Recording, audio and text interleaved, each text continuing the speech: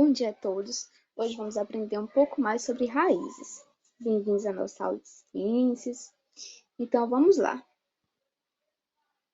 Vocês provavelmente já se depararam embaixo de alguma árvore ou dentro de alguma floresta, apreciando uma bela vista, ou mesmo só curtindo aquela sombra maravilhosa que elas nos proporcionam. Mas você já pensou por que como as árvores conseguem ficar em pé? Que tipo de estruturas são responsáveis pela fixação e sustentação das plantas no solo? Então, a resposta é muito simples, é através das raízes. A raiz, ela é um órgão subterrâneo. Ela não tem clorofila. A clorofila é aquele pigmentozinho verde que é responsável que ele funciona como um fotorreceptor da clorofila. Por isso que as folhas, elas são verdes, então, elas são cheias de clorofilas.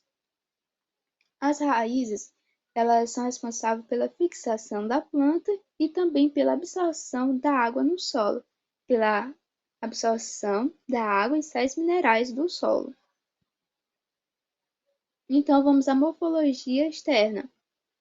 Vamos começar pela seiva, que está na ponta da raiz. A coifa, que está na ponta da raiz.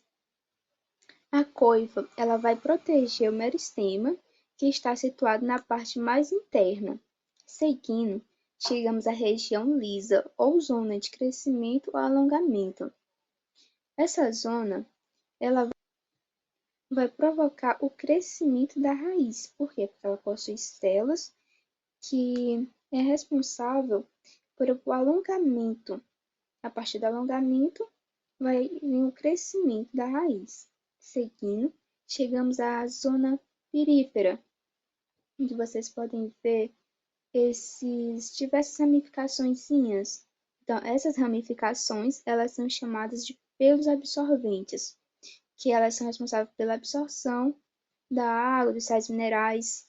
Seguindo, chegamos à região de ramificação ou zona superosa.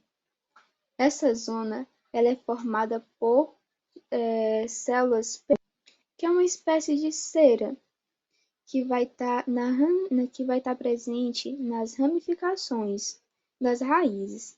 Seguindo, chegamos à raiz lateral, a raiz principal e o colo. Logo depois vem o caule. Então, vamos a alguns tipos de raízes. A raiz, vamos dizer que uma planta, quando ela apresenta uma raiz principal mais desenvolvida que suas ramificações, mais desenvolvida que uma raiz secundária, mais desenvolvida que uma raiz terciária, elas vai se classificar como raiz axial ou pivotante.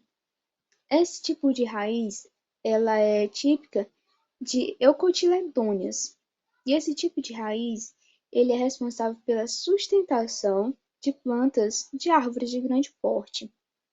Já quando uma planta ela apresenta apenas ramificações, ela não apresenta uma raiz principal, ela é classificada como raiz fasciculada, que é típica das monocotiledôneas.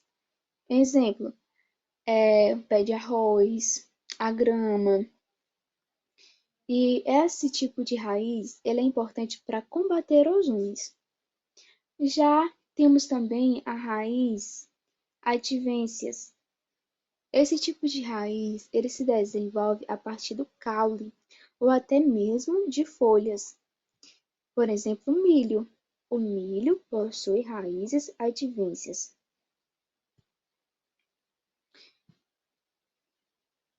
As raízes elas podem se desenvolver, ela pode desenvolver outras funções a partir de adaptações e situações específicas. Por exemplo, o caso das raízes tubulares. Essas raízes tubulares, elas